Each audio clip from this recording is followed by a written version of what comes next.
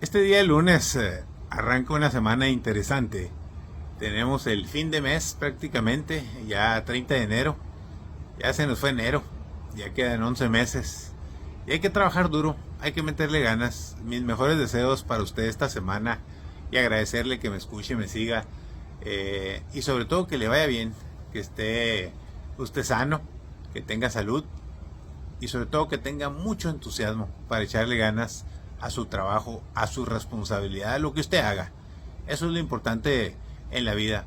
Hay muchas cosas que nos dejan reflexiones profundas que hay que destacar. Le recomiendo un artículo de Leo Zuckerman donde habla prácticamente que si dónde están los jóvenes en política. Y habla él de cómo hace 6 años entrevistó a 3 jóvenes del PRI, del PAN y de Morena, y que todos ellos, de una manera u otra, o están decepcionados de sus partidos políticos, como el caso de Gibran Ramírez, que era el representante de Morena, y que prácticamente se salió de Morena y ahora pues sigue en la academia y escribe en Milenio, creo. Lo vi recientemente en una entrevista que comenté aquí, y se desapareció una de las mentes más brillantes que me ha tocado conocer en los últimos 30 años. Yo recuerdo en mis épocas de juventud, recuerdo muy bien a dos personajes que eran muy brillantes. Deben de seguirlo siendo, ¿no? Pero eran muy brillantes, sin embargo no llegaron muy lejos, cada uno por distintas razones. Me refiero a Ramiro de la Rosa, un extraordinario amigo, y no se diga Agustín Basabe, también regiomontano. El primero pues ha cohabitado en la política, es un tipo extremadamente brillante, y el segundo, Agustín Basabe, se perdió mucho con la muerte de Luis Donaldo Colosio y seguramente se refugió por allá en Monterrey, de donde es originario.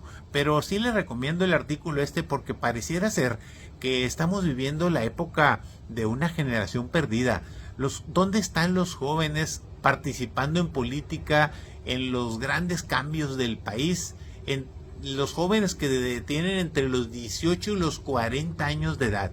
Esa es la pregunta que hace Leo Zuckerman, que a mí me llegó mucho, me llamó la atención, porque yo tuve mi participación política en la época de juventud y la disfruté mucho, la gocé mucho, aprendí mucho. Curiosamente,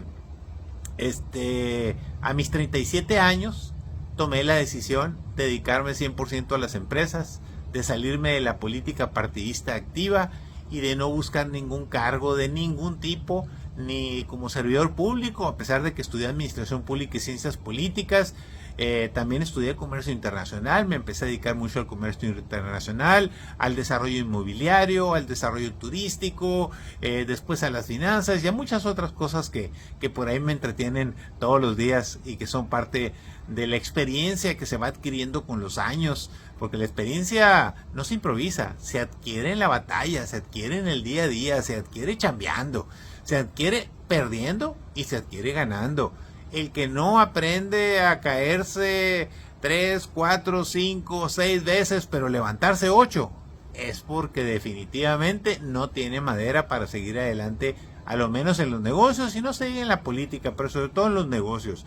Por eso es importante destacar el hecho de que hay una generación de jóvenes que no sabemos qué tienen en la cabeza, qué es lo que piensan de su país y por qué están dejando que sean los políticos superiores a los 65, 70, 75 años los que están haciendo las propuestas de cambio, de renovar la república, de cambiar el poder nacional, de no dejarla que se perpetúe en el poder el actual gobierno, de que no sigan haciendo las mismas prácticas que hacían los gobiernos anteriores del PRI, del PAN. Veía una reflexión por ahí, creo que en el Universal, de Ricardo Monreal, donde dice que Morena está en el grave peligro de repetirlos exactamente las mismas acciones y las mismas circunstancias de lo que tanto criticaron. Y entonces todo ese tipo de cosas te da una reflexión de qué está pasando con esa generación intermedia, que pudiésemos llamarles a muy pocos de ellos millennials, porque los millennials son los que nacieron en el año 2000 y estamos apenas en el 2023, pero obviamente los que nacieron en la primera década del siglo pasado ya deberían de estar de lleno peleando por posiciones y prácticamente destacando lo que ellos creen que debe ser el cambio en el país. Algo que realmente me decepciona, y cambiando de tema, es honestamente cuando a veces te prometen y tú dices, híjole, este sí lo va a hacer diferente, no es igual que los otros, tengo pues mis dudas, pero le doy mi voto de confianza. Es cuando el presidente de México anunció que iba a haber el Wi-Fi para todos, o el Wi-Fi como usted lo quiera llamar, para todos tener señal donde quiera que andemos, en las plazas públicas, en las oficinas de gobierno, en las calles, en los principales bulevares, en los aeropuertos. Y hoy veo una nota ahí donde dice que definitivamente pues fueron puras promesas y que no se va a poder alcanzar esa meta de tener Wi-Fi para todos en México, lo cual la verdad me da tristeza, porque una vez más yo mismo, que soy tan escéptico, analista, a veces crítico, comentarista con una óptica empresarial y a veces política, yo mismo le di el beneficio de la duda y hasta me puse contento. Lo celebré, lo festejé, porque me molesta muchísimo andar en la Ciudad de México, por ejemplo, que no sirve ni el Wi-Fi del aeropuerto, así de ese pelo, mucho menos el Wi-Fi gratuito que te ofrece la Ciudad de México. Es una verdadera vergüenza. Te tienes que quitar y consumir tus datos. Pero, ¿por qué me quejo o por qué analizo esto? Pues porque ese tipo de programas se pagan con los impuestos que paga usted, que pago yo, que pagamos todos. No es un regalito que nos está dando por ahí, usted ya sabe quién. Sin embargo, pues hay muchas cosas que analizar, hay muchas cosas que comentar. Esta semana será importante para Sonora. Se está haciendo una gran expectativa. Yo a veces me asustan cuando las expectativas son tan gigantescas, de que vienen 80 y tantos embajadores. Los embajadores son representantes de otras naciones, de otras potencias, y vienen, incluido el de Estados Unidos, Ken Salazar, vienen a Puerto Peñasco a presentar y conocer el Plan Sonora. El Plan Sonora de energía, básicamente, el cual no se presentó en la reunión de los líderes de la Cumbre de las Américas con Trudeau y con Biden. No se presentó como se había dicho varias veces, pero se va a presentar a los embajadores, es decir, a los representantes.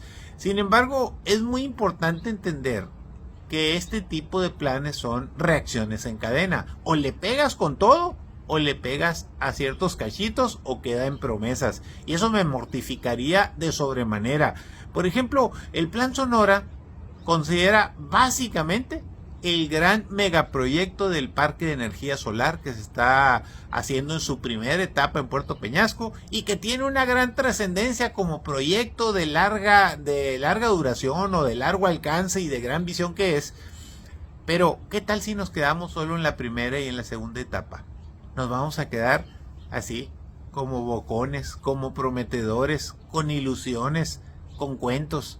Pero se está trabajando, debo ser claro, se está trabajando. Yo lo veo con una emoción tremenda, porque es generar energía eléctrica limpia por la Comisión Federal de Electricidad. Al fin, cuando menos una en todo el país ya es ganancia. Y la otra, que garantizaría la energía eléctrica para todo el noroeste de México, incluso alcanzaría para exportar a California, que es la que compra energía limpia, que sería una maravilla. Desde luego que hay los proyectos de licuefacción, es decir, el gas natural, licuarlo para exportarlo a los países asiáticos. Ese es un negocio que va a durar 30 años todavía. Se anunció algo en Guaymas, creo que algo se atoró, no sé qué pasó con el inversionista. Me puse a indagar, a investigar sobre ellos. No encontré los mejores resultados que yo hubiera querido esperar de estos inversionistas. No los quiero comentar para no echar a perder la fiesta del gobierno del estado, particularmente, que es el que anunció y se asoció con ellos. Pero ni modo, ojalá y la lengua se me haga chicharrón y me equivoque. Pero el ofrecimiento norteamericano, de invertir en la planta de licuefacción, la LNG, en Puerto Libertad, es una maravilla. Ese es súper interesante. Pero no lo van a llevar a cabo si México no cede tantito o mucho en el problema que traemos de los paneles de la negociación, de echar a andar los parques de energía solar y los eólicos canadienses y americanos que están atorados, porque dijo mi papá que siempre no. Es decir, hay contratos, ya se hicieron las inversiones, pero la Comisión Federal no quiere jalar, ni Pemex, ni quieren desatorarlos. Entonces, esos son riesgos. Son fortalezas, pero también son debilidades que tienen los proyectos. ¿Y qué decirle del litio, que es un gran potencial, es el posible oro blanco mexicano del futuro, porque de ahí se fabricarían las baterías de litio para los carros eléctricos y todas las que se usan en el mundo, con grandes mega inversiones? Pero no se van a llevar a cabo si no tenemos un aliado y un socio estratégico con lana, con finanzas, con tecnología, como ya lo ofreció el gobierno de Estados Unidos, de poner varias empresas norteamericanas que inviertan en Bacadehuachi, en Agua Prieta, y que tengamos una ruta y megaparques industriales, como sucedió con la planta Ford en su momento.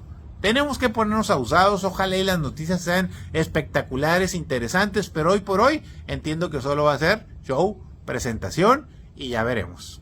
En fin, con eso me quedo. Saludos, que tengan una extraordinaria semana. Gracias por escucharme. Hasta luego.